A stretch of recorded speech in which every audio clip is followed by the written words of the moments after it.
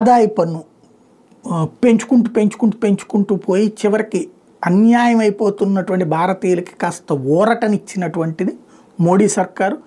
పెరుగుతున్న ఆదాయాలకు అనుగుణంగా కోతలు పెడుతూ క్రమంగా పన్ను కట్టేటటువంటి వాళ్ళకి సంబంధించి దాదాపు 1,00,000 కోట్ల రూపాయల ఆదాయాన్ని కోల్పోతూ కేంద్ర ప్రభుత్వం 12 లక్షల లోపు సంపద కలిగినటువంటి వాళ్ళందరినీ ఆ కేటగిరీ నుంచి యువతలకు తీసుకెళ్ళినటువంటి పరిస్థితి. దాంతో మధ్యతరగతి పూర్తిగా ఊరడెళ్తున్నారు. ఇప్పుడు నెక్స్ట్ ఇక వ్యాపారస్తులకి ఊరట కలిగించే పని చేయబోతున్నారా? జిఎస్టీకి సంబంధించి కీలకమైన అడుగులు పడబోతున్నాయి.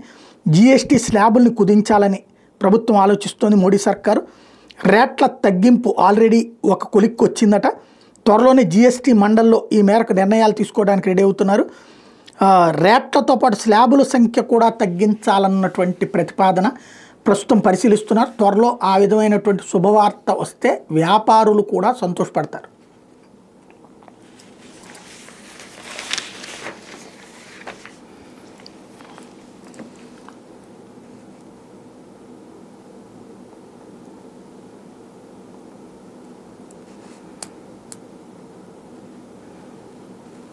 అదేదో పుష్ప సినిమాలో డైలాగ్ టైప్లో ఇది నా కాలే అది నా కాలే ఏందంటే నా కాలు మీద కాలేసుకుంటే అన్నట్టు స్థలము మనదే, డబ్బులు కట్టుకునేది మనమే, కన్స్ట్రక్షన్ కట్టించుకునేది మనమే, అట్లాగే దానికి కావాల్సినటువంటి లోన్స్ తీసుకునేది మనమే, రేపు వడ్డీలు కట్టుకునేది మనమే.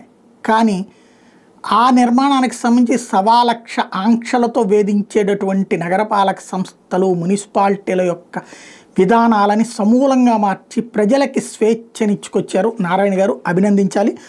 18 మీటర్ల కంటే తక్కువ ఎత్తులో గ్రౌండ్తో పాటు మరో 4 అంతస్తుల భవన నిర్మాణాలకు వాటి యజమానుల స్వీయ ధృవీకరణతో కార్పొరేషన్, మున్సిపాలిటీ, నగర పంచాయతీల నుంచి ఆన్లైన్లో అనుమతులు పొందొచ్చు. పైన ఇందుకోసం సమీపంలో లైసెన్స్డ్ టెక్నికల్ పర్సన్ ద్వారా దరఖాస్తులు, అనుబంధ పత్రాలతో పాటు వాటి ధృవీకరిస్తున్నట్టుగా అంగీకార పత్రాన్ని ఆన్లైన్ భవన నిర్మాణ అనుమతి వ్యవస్థ పోర్టల్ అప్లోడ్ చేయాలి.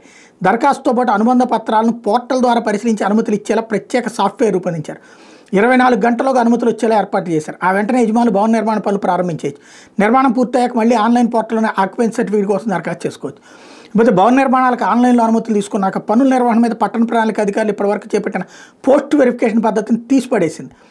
అధికారులు కొందరు భవన నిర్మాణ యజమానులు డబ్బుల కోసం ఇబ్బంది పెడుతున్న నేపథ్యంలో ఈ నిర్ణయం తీసుకున్నారు. ఇకపోతే భవన నిర్మాణ అనుమతులు సులభతరం చేశారని, ఈ ముసుగులో తప్పులు చేసే యజమానులకు వాళ్ళకి సహకరించే టెక్నికల్ సిబ్బంది మీద మాత్రం కఠిన చర్యలు తీసుకుంటామని ప్రకటించారు. కొత్తగా ప్రవేశపెట్టిన స్వీయ ధృవీకరణ పథకంతో ఏటా 30,000 భవన నిర్మాణాలకు ఇక సులువుగా అనుమతులు లభించబోతున్నాయి. 123 పట్టణ స్థానిక సంస్థలు 5 నిర్మాణాలకు ఏటా 35,000కు పైగా దరఖాస్తులు వస్తుంటే వీటిలో 30,000 వరకు 18 మీటర్ల ఎత్తులో చేపట్టే G+4 భవనాలే ఉంటున్నాయి. కొత్త విధానం ఈ నెల 15 నుంచి అమల్లోకి వస్తుంది. దాంతో అద్భుతమైనటువంటి మార్పులు చోటు చేసుకుంటాయి.